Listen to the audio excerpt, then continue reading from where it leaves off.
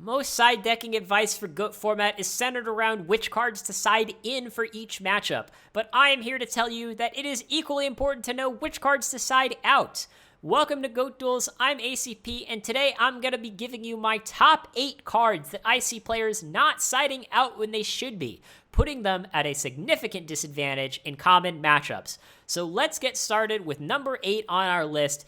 It's a classic one, Nobleman of Crossout. One of the easy ways to tell if someone is new to GOAT format is if they don't know when to side this card out. And when is that? Well, if you read Nobleman of Crossout's effect, it should be obvious. Side this out against decks that don't really set monsters. So what decks are we talking about?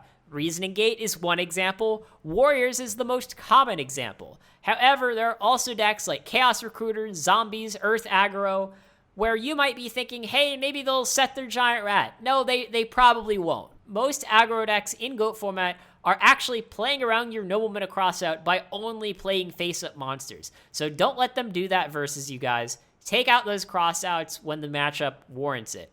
And to all my warrior players out there, the same thing applies for Mystic Swordsman level 2. Do you want something for the warrior mirror that's just an 800 attack vanilla? No, you don't. Well, you might be thinking, oh, well, it's a toolbox option just in case. No, just take out these cards, guys. You don't want super situational cards in your GOAT format matches. Same thing applies with Crossout and Tsukiyomi. Just because you're playing Tsukiyomis doesn't mean that you can just always leave in your Nobleman of Crossout. It is not good against those aggro decks.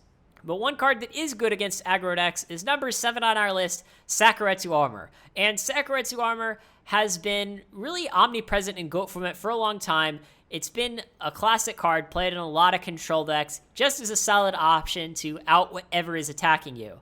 However, against certain decks, this card doesn't really get good value, and those are mainly Chaos decks. If you're looking at your standard Thunder Dragon Chaos list, what are you hoping to hit with your Sakuretsu Armor? Pretty much every single card is going to be something that's gotten value by the time it's attacking you, whether it's Dakochi, Gravekeeper Spy, Breaker, even Chaos Sorcerer. With Sorcerer, they're going to summon it, banish something, and then attack next turn. So if you want something that is going to trade up in that Chaos matchup, maybe you look for something like Mind Control. Maybe you look for something like Trap Dustshoot. Yeah, Sakuretsu Armor, it won't be completely dead against the Chaos decks, but it won't be that great either. Speaking of Trap Dustshoot, it's number 6 on our list. Trap Dustshoot has been a menace of GOAT format for a long time. Wonderful against those Chaos decks. Pretty good in an aggro versus control matchup. But what it's not good against is other aggro decks. Decks that are going Summon Blade Knight set 5. Or decks that are going Summon Giant Rat and Gigantes, right? We don't want Dustshoot against those decks. Even if you do resolve Dustshoot against one of those aggro decks, it'll probably already be once they have a threat in play. So when you're up against aggro, it's always better to deal with something that's already in play than something that is in their hand and might come later. And something else that I need to tell you is it doesn't matter if you're going first. If you're up against Warriors and you're going first, still side this out. Yes, okay, you can use it if you happen to draw it in your opening hand, but is that the kind of card you want? Something that is pretty good on turn 1, but then dead every turn after that? No, you probably don't. So in GOAT format, there aren't really going first, going second cards. You just want cards that are good for the matchup. Number 5 on our list, we've got Zombyra the Dark, and this has been a popular card for warrior decks to main deck lately. Some still just side it, but whether you're maining it or you're siding it, you've got to know what matchups this is good for. And it is really good in the aggro mirrors. If you're playing a warrior versus warrior matchup, yeah, use Reinforce the Army, get that Zombyra, attack over their Blade Knight, that's awesome. However, versus most of the control decks, this is really underwhelming. What are you planning to do with this? Attack over Gravekeeper Spy? Well, then it's only at 1900 and it can't attack over the second spy. So not very good. Against GOAT control in particular, Zombyra is really, really bad. Why? Well, one, it can't attack directly. When you are playing an aggro deck against a control deck, you need to be pressuring their life points at all times. And Zombyra doesn't let you do that. Then, every time it attacks a GOAT token, it loses 200 attack. That's not what you want. After you attack all those GOAT tokens, it's hardly got any attack left. And then thirdly, if they take it with Thousand Eyes Restrict, that resets the attack. Thousand Eyes Restrict is going to go to 21, and now their Thousand Eyes is able to attack over all of your monsters. Definitely not what you want. And also, against Reasonigate, side out Zombyra for that deck too. Really for the same reason that you sided out against Goat Control. It can't attack directly, they have a bunch of Goat tokens, and heck, what are you hoping to attack over? A Sacred Crane? Yeah, this card pretty much does nothing. So side it out versus those control decks versus those Reasonigate decks. Number 4 on our list is Card Destruction. And like all the other cards in this list, yeah, it's a good card. It is a very powerful card, in fact. Some people even call Card Destruction the 4th Trinity piece. And yes, Card Destruction is good in Chaos decks, but you know what it's not good against? Other Chaos decks. So if you and your opponent are both playing a bunch of Thunder Dragons and Night Assailants, Card Destruction is kind of a crapshoot, right? Maybe sometimes you'll have all the Thunder Dragons and they won't, but then other times it's kind of the opposite. So Card Destruction, you kind of want to break the symmetry of this card by playing it in matchups where you have stuff that you want to discard, but your opponent doesn't.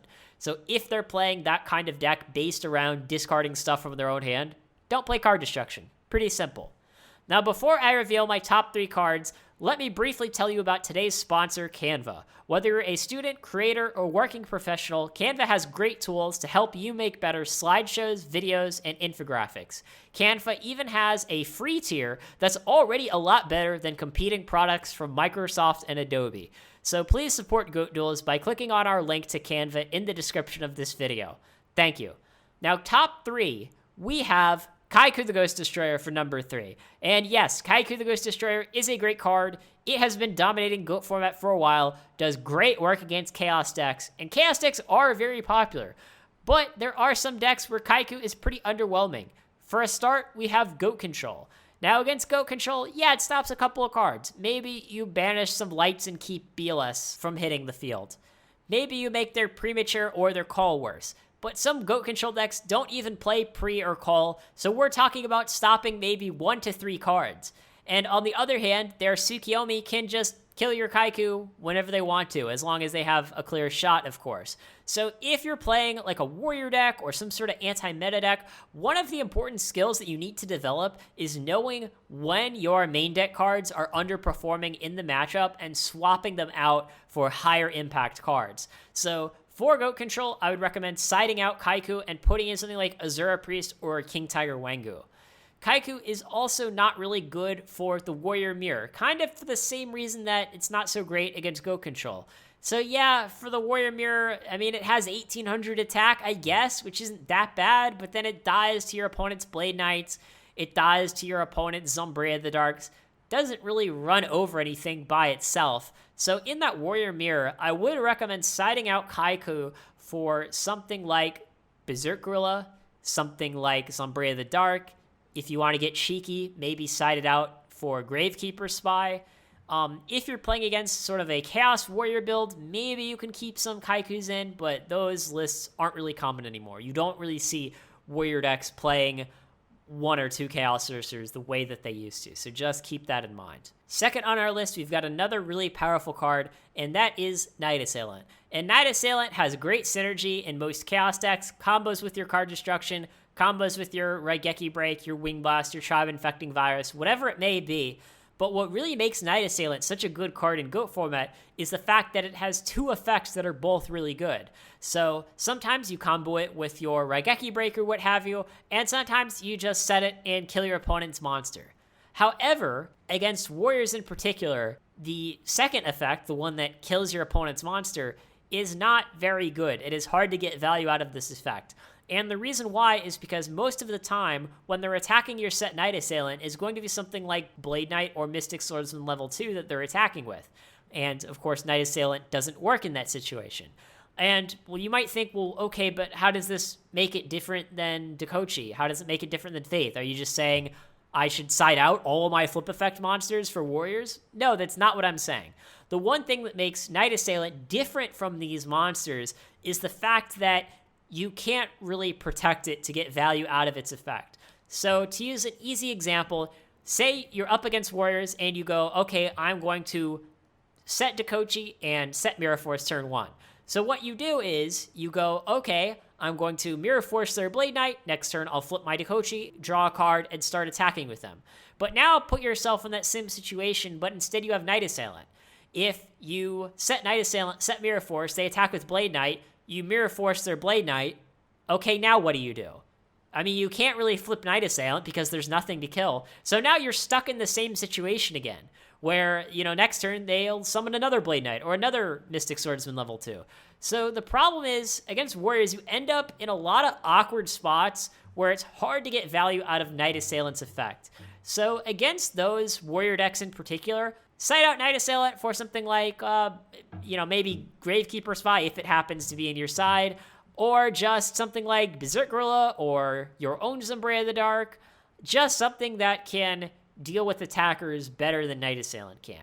And yes, you can still get some value out of Night Assailant by comboing it with your Raigeki Break, or your Card Destruction, or whatever it may be, but really against aggro decks in particular, situational cards are not where you want to be. You don't want to get stuck in the kind of situation where you have this dead Night Assailant that you can't do anything with. And number 1 on our list is Heavy Storm, another power card for GOAT format. However, believe it or not, in the formats immediately preceding GOAT format, like in 2004, a lot of people didn't even play Heavy Storm at all.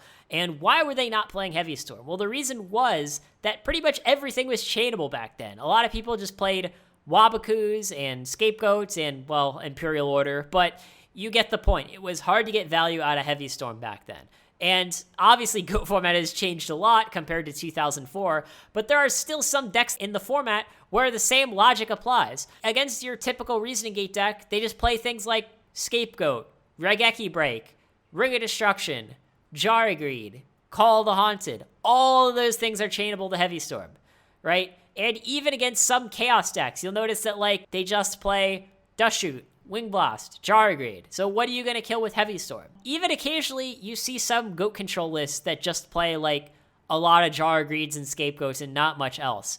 So I know this can be difficult to recognize, but if you play Game 1 and you notice, oh, my opponent's not on Solemn Judgments, they seem to be on a bunch of chainables, those Jari Greeds, Wing Blast, whatever, highly consider siding out your Heavy Storm, especially if your opponent's a good player, especially if it's a higher stakes match, because you already know that your opponent is going to be making a conscious effort to play around Heavy Storm anyways. But then the problem is that, again, if your opponent is a good player, they're going to trick you. They're going to have 2 set spells or chops, and you're going to go, oh, this is a great time to Heavy Storm. And then they just go, oh, chain Wing Blast, chain Jari Greed. And now your Heavy Storm just did nothing. So be conscious of that. Side out your Heavy Storm for those decks that are intentionally built around playing around it. The same thing can also apply to Breaker the Magical Warrior to an extent. Breaker the Magical Warrior is a little less situational because it has 1900 attack and can still attack your opponent, if nothing else. But the same thing kind of applies to Breaker. So against those control decks or those combo decks that aren't playing cards like Solemn Judgment, they're not playing cards like, I don't know, Gravity Bind or something that this is going to kill, just consider taking it out. Yes, I know that Chaos, you go against them, you go, well, they still have their 1 Mirror Force, they still have their 1 Snatch Steal. Yes, that's true, but again, is that what we want? Do we want Heavy Storm just to kill 1 or 2 cards? We really don't. Mystical Space Typhoon or even Dust Tornado are a lot better because you can end phase it, hit that Jari Greed, hit that Raigeki Break before they use it, hit that Scapegoat before they use it, and in those matchups, that is a lot better. So let me know what you guys think about this list. Was there anything that I missed? Was there something that you think other players should be siding out but aren't? Let me know in the comments, guys. And now if you want to know which mistakes you might be making in your main deck, then you have to watch this video here on our top 8 deck building mistakes. Thanks for watching.